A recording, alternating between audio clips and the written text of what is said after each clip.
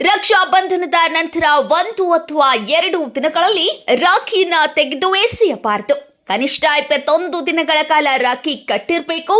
ಎಷ್ಟು ದಿನಗಳ ಕಾಲ ನಿಮ್ಮ ಕೈಯಲ್ಲಿ ರಾಖಿ ಇಡಲು ಸಾಧ್ಯವಾಗದಿದ್ರೆ ಕನಿಷ್ಠ ಶ್ರೀಕೃಷ್ಣ ಜನ್ಮಾಷ್ಟಮಿಯವರೆಗಾದರೂ ಸಹೋದರಿ ಕಟ್ಟಿರುವ ರಾಖಿ ನಿಮ್ಮ ಕೈಯಲ್ಲೇ ಇರಬೇಕು.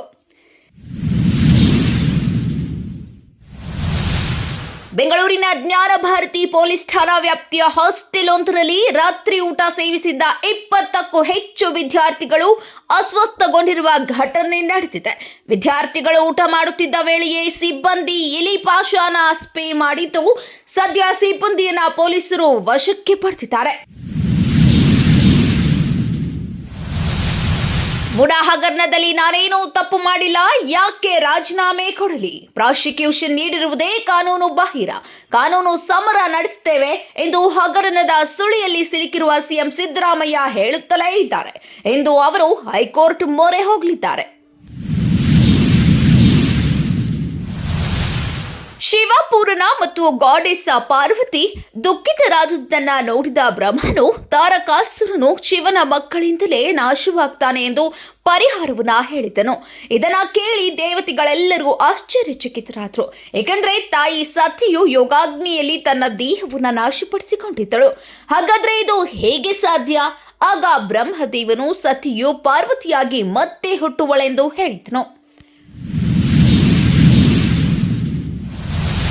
ಮೊದಲು 1 ದಿನ ಸಂಕಲ್ಪ ಗೊತ್ತಿದ್ದರೆ ಮಾಡಿ, ಇಲ್ಲ ಮನಸ್ಸಿನ ಸಂಕಲ್ಪ ಮಾಡಿಕೊಂಡು ನಿತ್ಯ ಪೂಜೆ ಮಾಡಿ. ಪೂಜ್ಯಾಯ ರಾಘವೇಂದ್ರಾಯ ಸ್ತೋತ್ರಂ ಹೇಳಿಕೊಂಡು ರಾಘವೇಂದ್ರರ ಸ್ತೋತ್ರ ಭಜನೆ ಹಾಡು ಹೇಳಿಕೊಳ್ಳುತ್ತಾ ಗೆಜ್ಜೆ ವಸ್ತ್ರ ಹಾಕಿ ಅಲಂಕಾರ ಮಾಡಿ ಊದಿನ ಕಡ್ಡಿ ಹಚ್ಚಿಟ್ಟು ಶ್ರೀ ರಾಘವೇಂದ್ರರ ಅಷ್ಟೋತ್ತರ ಶತಮಾನಾವಳಿ ಹೇಳಿ ಗುರುಗಳ ಮುಂದೆ 1 ಬೊಟ್ಟಲನ್ನ ಇಟ್ಟು ತಾವರೆ ಬೀಜ, ಅಕ್ಷತೆ ಕಾಳು, ತುಳಸಿ ಅಥವಾ ಹೂವು 108 ಸಲ ಹಾಕಬೇಕು. ಮುಡಾದಲ್ಲಿ ನಡೆದಿದೆ ಎನ್ನಲಾದ ಹಗರಣ ಸಿಎಂ ಸಿದ್ದರಾಮಯ್ಯಗೆ ಸಂಕಷ್ಟ ತಂದೊಡ್ಡಿದೆ. ಹೀಗಾಗಿ ಇಂದು ರಾಜ್ಯದ ಜಿಲ್ಲೆಯಲ್ಲೂ ಕಾಂಗ್ರೆಸ್ ಕಾರ್ಯಕರ್ತರು, ಸಿದ್ದರಾಮಯ್ಯ ಅಭಿಮಾನಿಗಳು ಪ್ರತಿಭಟನೆ ನಡೆಸಲು ಸಜ್ಜಾಗಿದ್ದಾರೆ. ಕಾಂಗ್ರೆಸ್ ಪ್ರತಿಭಟನೆಗೆ ವಿವಿಧ ಸಂಘಟನೆಗಳು ಕೂಡ ಬೆಂಬಲ ನೀಡಿವೆ. ಹೀಗಾಗಿ ವಾಹನ ಸವಾರರಿಗೆ ಪ್ರತಿಭಟನೆ ಬಿಸಿ ತಟ್ಟಲಿದೆ. ಹೆಚ್ಚಿನ ಸುದ್ದಿಗಳಿಗಾಗಿ ನೋಡ್ತಾ ಇರಿ ಕನ್ನಡ 9 ನ್ಯೂಸ್.